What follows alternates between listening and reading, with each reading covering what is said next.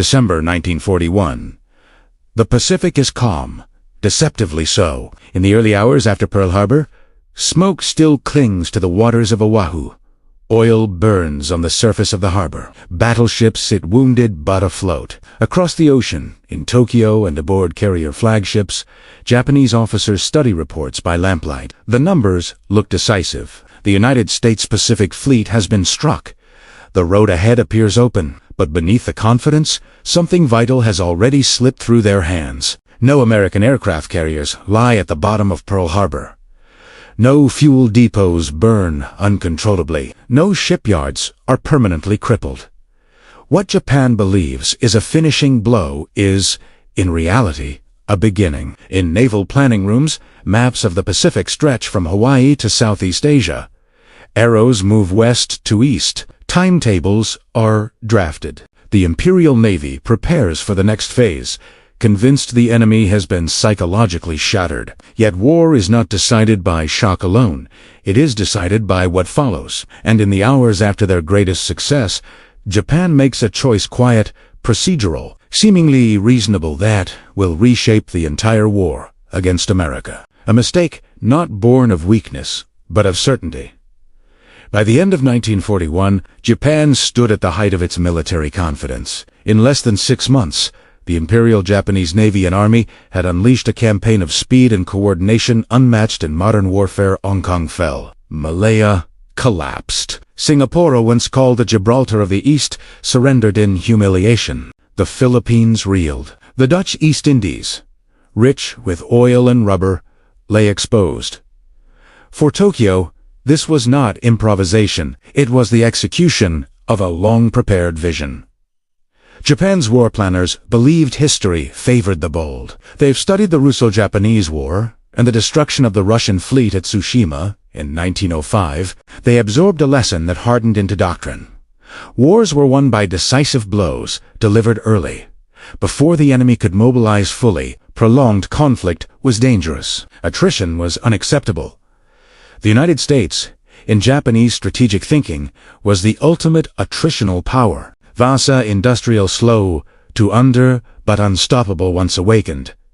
Pearl Harbor was meant to prevent that awakening. The strike on December 7th was not intended to conquer Hawaii. It was designed to paralyze American will. By crippling the Pacific Fleet, Japan hoped Washington would see the Pacific as too costly to reclaim, too distant to justify endless sacrifice. Inside the Imperial Navy, this belief was nearly universal.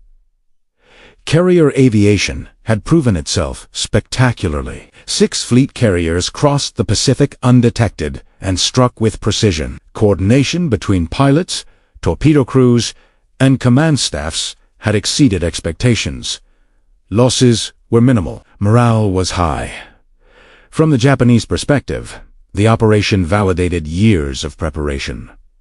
But success breeds assumptions. Japan believed it had seized the initiative permanently, that momentum itself would compensate for material inferiority, that America, shocked and wounded, would negotiate from weakness. What Japanese planners underestimated was not American courage but American scale. The U.S. Navy's doctrine differed fundamentally. It accepted loss in the short term in exchange for survival in the long term. Battleships could be repaired. Ships could be replaced. Pilots could be trained in numbers Japan could never match. Japan's Navy, by contrast, was exquisitely sharp-end, dangerously finite. Its carrier aircrews were elite professionals, trained over years. Their experience could not be replaced quickly. Their carriers were masterpieces of engineering, but each loss would echo for months, even years. Still, in early 1942, none of this seemed urgent. Japan's operational map was expanding daily. Defensive perimeters were drawn far from the home islands. Each new conquest pushed American counterattack further into the future, or so it appeared. The Pacific looked enormous, empty, controllable. Yet this vastness hid a critical vulnerability. Logistics. Every mile Japan advanced stretched supply lines thinner. Fuel had to be shipped. Aircraft had to be maintained. Crews had to rotate. The further the empire expanded, the more it relied on uninterrupted maritime transport, something only achievable if American naval power remained suppressed. This was the silent condition behind Japan's confidence. As long as U.S. carriers remained passive or destroyed, the strategy held. If they survived and learned, everything changed. The Imperial Navy knew this, in theory, but in practice, doctrine and victory blurred caution. Victory had arrived too easily. And when war feels easy, decisions feel safe. The world Japan thought it controlled was built not on what had been destroyed, but on what had been left standing, unnoticed, waiting beyond the horizon. That realization would only come later. For now, Japanese planners prepared the next moves, convinced the foundation was secure and aware that the flaw had already been locked into their strategy. In Tokyo, strategy did not emerge from a single mind. It was shaped by committees, traditions, and unspoken constraints. The Imperial Japanese Navy was not only a military institution, it was a cultural system. Seniority mattered. Consensus mattered. Open disagreement, especially after success, was rare. And Pearl Harbor had been a success. Within hours of the attack, commanders evaluated what had been achieved, rather than what remained unfinished. Battleships were sunk or damaged. Airfields were hit. American casualties were significant. The operation, by Japanese standards, had exceeded expectations. So when the question arose whether to launch a third strike, the answer felt so. Vice Admiral Chutsi Nagumo, commanding the carrier force, faced a complex situation. His aircraft were already stretched. Fuel consumption was higher than planned. American carriers were unaccounted for. Anti-aircraft fire had intensified, and the element of surprise, the foundation of the entire operation, was fading by the minute. Nagumo chose withdrawal. On paper, it was a prudent decision. Preserve the fleet, avoid unnecessary risk. The primary mission had been accomplished. What no one fully grasped was what had been left intact. Pearl Harbor's fuel storage facilities, over 4 million barrels of oil, remained untouched. The dry docks capable of repairing capital ships were still operational. Repair crews would work around the clock. Wheaton-Mons ships, damaged on December 7th, would return to service. Japan had struck the fist, but spared the heart. This was not a failure of courage. It was a failure of imagination. Japanese naval doctrine did not prioritize infrastructure destruction. Its focus was the enemy fleet, not the system supporting it. Battleships were the symbols of power. Sink them, and the war was won. But modern war was no longer symbolic. Across the Pacific, American industry was already mobilizing. Shipyards expanded shifts.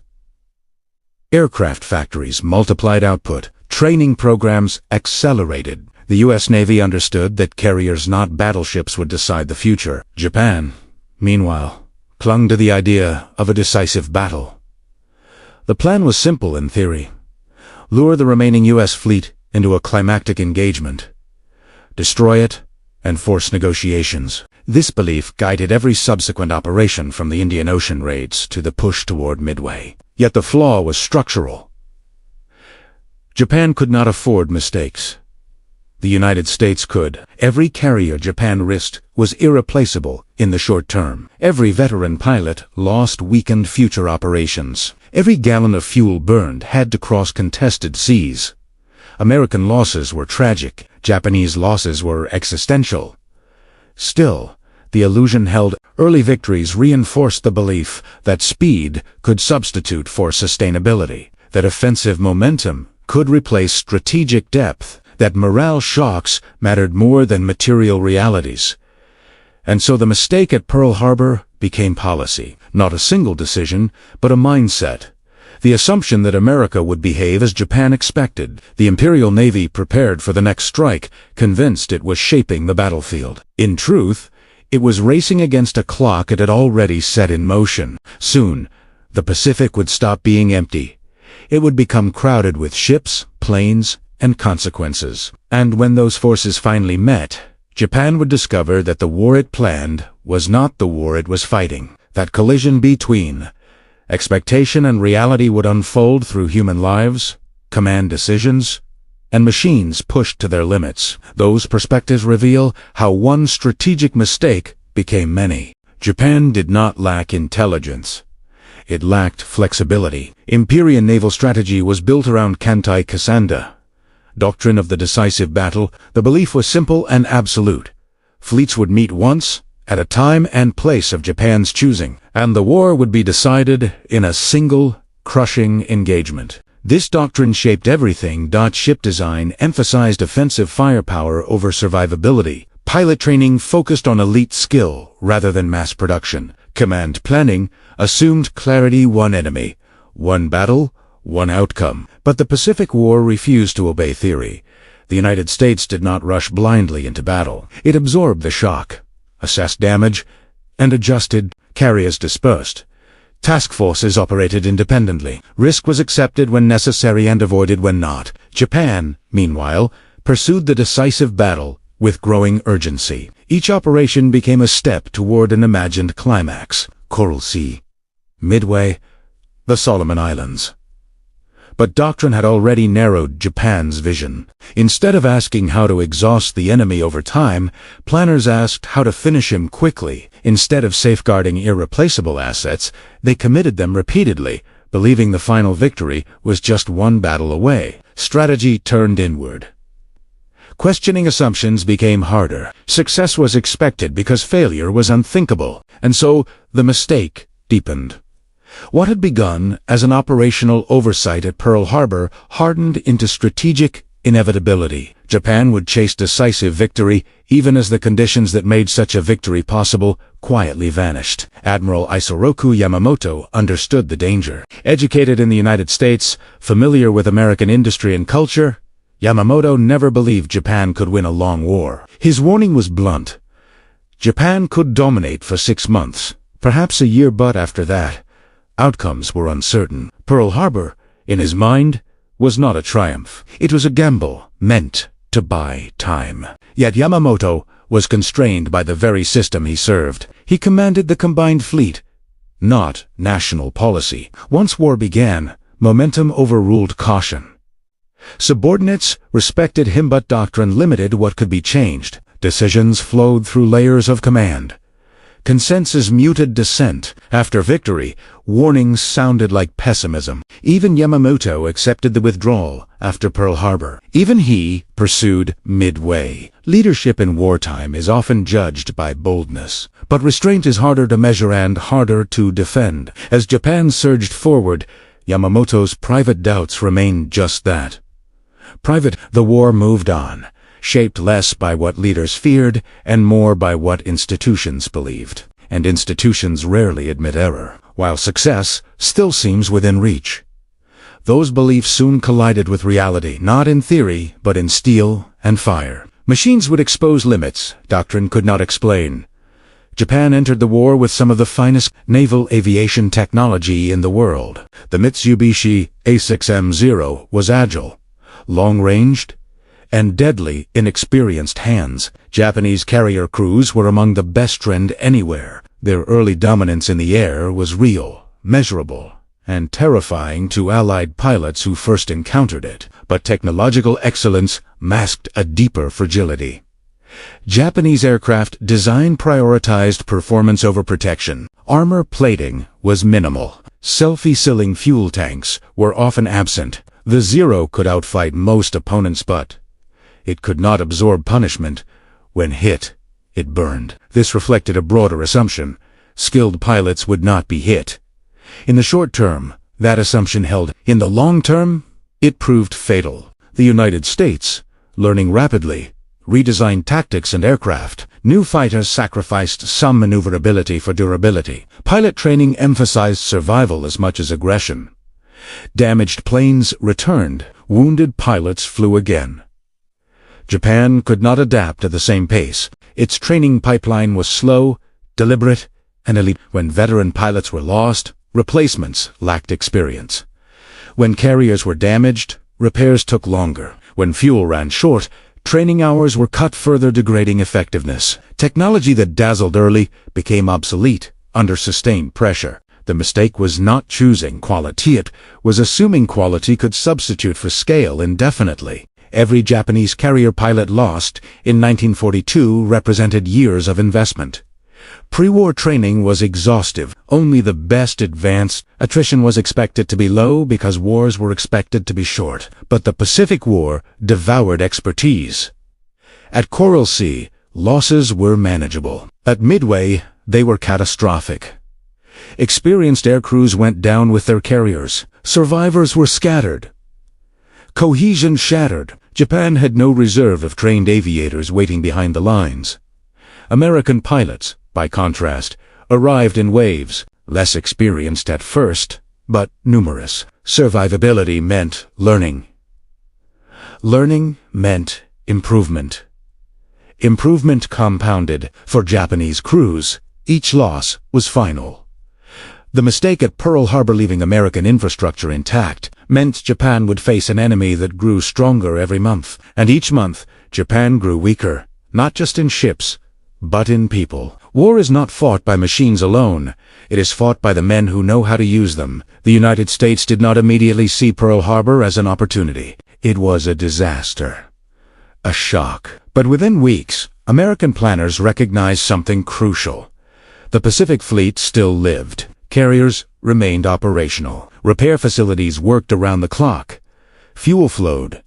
Command structures adapted. Japan's failure to destroy the logistical backbone at Pearl Harbor gave the U.S. Navy time to experiment, to learn, to strike back when conditions favored them. American intelligence would soon read Japanese intentions. Code breaking would amplify every Japanese assumption, and the decisive battle Japan sought would come not on Japanese terms, but American ones. The enemy had been underestimated, and the price of that misjudgment was coming due. All these forces, strategy, leadership, technology, and human limitor, converging toward a single moment, a place where doctrine would meet reality, and where Japan's early advantage would be tested beyond recovery. That moment arrived in the Central Pacific. June 1942. The Pacific no longer feels empty. Japanese reconnaissance reports point toward a small atoll, nearly 1,000 miles northwest of Hawaii. Midway, insignificant on a map. Crucial in reality, it sits astride the approaches to Hawaii, a stepping stone that could extend Japan's defensive perimeter or expose its limits. For the Imperial Navy, Midway is the next logical move. The plan is complex, elegant, and dangerously rigid, a multi-pronged operation designed to lure the remaining American carriers into battle. Once located, they would be destroyed by Japan's superior carrier force. The decisive battle doctrine, refined over decades, would finally be fulfilled. 4 fleet carriers, Akagi, Kagasoryo, Hiryo, form the striking core. Veterans of Pearl Harbor, symbols of Japanese naval dominance. But the assumptions behind the plan are already compromised. American codebreakers have penetrated Japanese naval communications. They know Midway is the target. They know the timing. They know the order of battle. What Japan believes is secrecy is, in reality, transparency. Still, execution matters. On the morning of June 4th, Japanese aircraft strike Midway. Damage is inflicted, but not enough. The island remains operational. Aircraft continue to launch. Reports flow back to the carriers, incomplete and conflicting. Then comes the critical decision. Admiral Nagamo hesitates. His decks are crowded with aircraft, armed for a second strike on Midway. Reports suggest American carriers may be nearby, but confirmation is uncertain. Rearming aircraft takes time. Launching without reconfiguration risks inefficiency. Minutes pass. In those minutes, American carrier aircraft are already inbound. The Japanese carriers, crowded with fueled planes and exposed decks, are at their most vulnerable. Anti-aircraft guns are manned. Lookouts strain against the sun. Radar is limited. Coordination falters. At 10:22 a.m., dive bombers from USS Enterprise appear overhead. The attack is sudden, devastating, precise. Bombs punch through flight decks. Fuel ignites. Aircraft explode where they sit. Akagi, Kaga, and Soryu are struck in rapid succession. Within minutes, 3 carriers are mortally wounded. Shock ripples through the fleet. The doctrine that promised decisive victory delivers decisive loss instead. The elite aircrews trained for years vanish in seconds. Damage control struggles against fires fed by aviation, fuel, and munitions. Only Haru remains operational. She launches counterattacks that cripple USS Yorktown. For a moment, balance seems possible, but the window has closed. American aircraft return. Haru is struck. Flames engulf her decks. By nightfall, all 4 Japanese carriers are doomed. The loss is not just numerical, it is qualitative. Japan has lost the core of its carrier striking power in a single day, and with it, the illusion that the war could be controlled. The ocean around Midway grows quiet, wreckage burns. Survivors float among debris, signals go unanswered. The decisive battle has occurred, but not as Japan envisioned. What remains is the realization that recovery will not be immediate, that replacements will take time Japan does not have, that the enemy is learning faster than expected. The war has not ended, but its direction has changed. The consequences of that change will unfold rapidly, relentlessly, and without mercy. In the days after Midway's silence replaced confidence. Japanese commanders attempted to assemble reports, but the numbers refused to align with expectations. For fleet carriers gone, hundreds of aircraft destroyed, more than 100 of Japan's most experienced naval aviators lost. Men whose skills could not be replaced by training, schedules, or patriotic resolve. The Imperial Navy had never prepared for this scale of loss. Midway was not merely a defeat.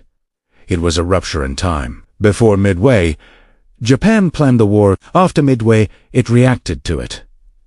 Shipyards could not rebuild carriers quickly enough. Even when hulls could be laid down, air groups could not be regenerated. Training programs were accelerated, but acceleration meant that new pilots entered combat with fewer hours, less experience, and higher mortality. The imbalance widened with every engagement. The United States, meanwhile, absorbed losses and expanded. New carriers joined the fleet. Aircraft improved, radar coverage expanded. Tactical doctrines evolved. The American war machine, left untouched at Pearl Harbor, now surged forward. The Solomon Islands campaign became the next crucible. Japan attempted to hold ground through attrition, an approach it had never intended to fight. Night surface actions favored Japanese skill, but daylight, air power favored American numbers. Each engagement chipped away at Japan's remaining strength. Japan still fought fiercely. Individual battles were contested. Victories occurred, but they were tactical, not strategic. The deeper problem was psychological. Midway shattered the belief in inevitability. Commanders became cautious. Risk calculations shifted. Operations were delayed. Opportunities were missed. Fear of losing the remaining carriers shaped decisions more than doctrine. Yet caution did not equal safety. Each loss now carried disproportionate weight. Every sunk ship tightened constraints. Every fallen pilot weakened future sorties. The mistake at Pearl Harbor, leaving American logistics untouched, now revealed its full cost. The U.S. Navy could strike, withdraw, repair, and return stronger. Japan could not. By late 1942, the war's tempo belonged to America. The initiative, once seized by surprise, was now maintained by production. Carrier decks filled not with veterans, but with replacements trained under shortened programs. Aircraft performance declined. Maintenance suffered. Fuel shortages emerged. Japan's war against America had transformed. What began as an offensive gamble had become a defensive struggle for survival. The decisive battle Japan sought had already happened, and it had been lost. The Pacific War would continue for years. Battles would be fought across islands and seas. Lives would be spent in staggering numbers, but the outcome was no longer uncertain.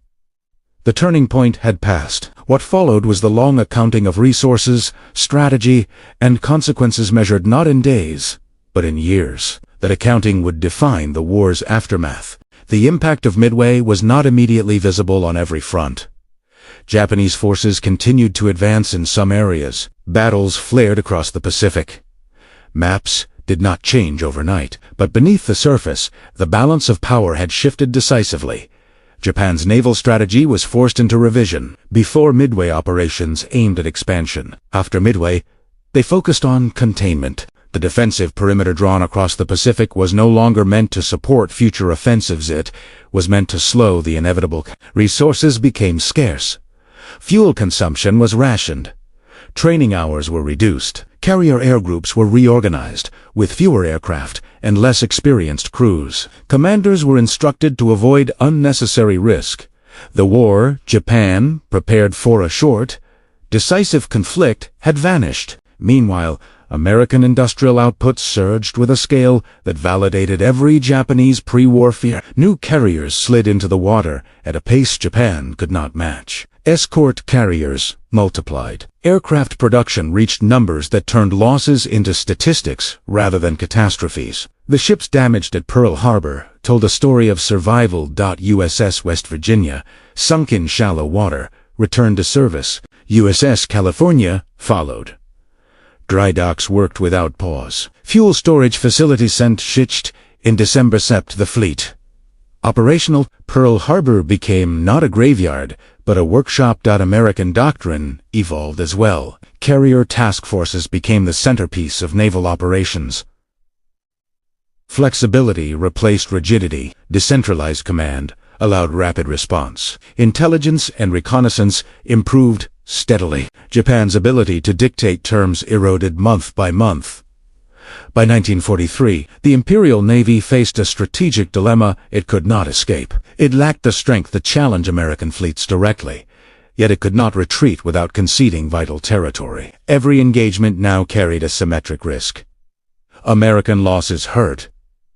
Japanese losses crippled. This imbalance traced back not only to Midway, but to the moment when Pearl Harbor's infrastructure remained intact. The United States had retained the means to recover and to accelerate. War, in this phase, became a tonnage replaced heroism. Production schedules replaced bold maneuvers. The Pacific transformed into a corridor of supply lines, where endurance mattered more than brilliance. Japan still fought with determination. Individual units performed with courage. Tactical victories occurred, but the strategic picture darkened. The cost of the early mistake was being paid slowly, relentlessly, and without reprieve. And as the years passed, the consequences extended beyond ships and aircraft into the very structure of Japan's war effort. Those deeper effects would define the conflict's final phase. By late 1943, Japan's war against America had entered a phase its planners had never intended to face. The Imperial Navy still existed. Ships still sailed. Pilots still flew. But the character of the conflict had fundamentally changed. Initiative no longer belonged to Japan. It belonged to the side that could choose where and when to fight, and that side was now the United States. Japan's defensive perimeter began to collapse inward. Island by island, American forces advanced, using a strategy of selective engagement. Strong points were bypassed. Supply lines were cut. Garrisons were isolated and left to wither. This approach conserved American strength while accelerating Japanese exhaustion. For Japan, every loss now carried strategic weight. Fuel shortages became chronic. The Navy trained less, sailed less, and reacted slower. Aircraft quality declined as materials grew scarce. Replacement pilots arrived with insufficient flight hours, often entering combat without ever having landed on a carrier at sea. The erosion was quiet, but total. Inside Japanese command circles, assessments grew grim. Intelligence reports acknowledged American superiority in production and logistics. Some officers recognized that the war could no longer be won, only prolonged. Yet surrender was unthinkable. The institutional culture that had dismissed caution before the war now rejected realism during it. The same certainty that had shaped the Pearl Harbor decision hardened into fatalism. Japan would fight on, regardless of odds. The consequences were devastating. The Battle of the Philippine Sea in called the Great Marianas Turkey Shoot demonstrated how far the balance had shifted. American pilots, well-trained and radar-guided, annihilated Japanese air power. Losses that once took months to recover now occurred in hours. By the time American forces reached the Japanese home islands, the Imperial Navy was a shadow of itself. What remained was resolve without means. The original mistake of belief that America could be shocked into submission, that infrastructure mattered less than symbols, that time-favored boldness had compounded year after year. Pearl Harbor had not doomed Japan by itself. Midway had not ended the war instantly. But they marked the point where Japan's strategic path narrowed until no alternatives remained. The war that followed was not one of maneuver, but of endurance, and endurance had always favored America. By 1945, the outcome was clear to all who studied the numbers. Ships, aircraft, fuel, pilots, time. Japan had lost the one advantage it could never replace. And so the war drew toward its final, catastrophic conclusion, shaped not by a single failure, but by one early mistake that changed everything that came after. The meaning of that mistake extends far beyond Japan or America. It speaks to how wars are truly decided. The Pacific War was not decided by a single battle, nor by a single weapon. It was decided by assumptions. Japan entered the war against the United States believing that shock could replace sustainability, that courage could substitute for capacity, and that early victory could dictate long-term outcomes. These beliefs were not irrational. They were shaped by history, doctrine, and recent success, but they were incomplete. The mistake that changed Japan's war against America was not simply tactical. It was philosophical. By sparing the infrastructure at Pearl Harbor, Japan preserved the very system that allowed the United States to recover, adapt, and overwhelm. By committing to a doctrine of decisive battle, it narrowed its strategic imagination. At the moment, flexibility mattered most, and by underestimating time as a weapon, it surrendered the future, even while winning the present. Modern warfare is not only a contest of force, it is a contest of systems. Factories, training pipelines, logistics networks, and institutional learning matter as much as bravery or brilliance. When those systems survive, they grow stronger under pressure. When they fail, no single victory can compensate. The men who fought in the Pacifican carriers, in cockpits, on distant islands paid the price of decisions made far above them. Their courage was real. Their sacrifice was immense. But courage cannot overcome arithmetic forever. History remembers Pearl Harbor as a beginning. Less often remembered is what was left untouched and what that survival made possible. In the end, Japan did not lose the war because it struck too boldly. It lost because it believed the first blow had already decided the outcome. And the Pacific proved, with unforgiving clarity, that wars are not won by how they begin but by what endures when the shock fades and time takes over.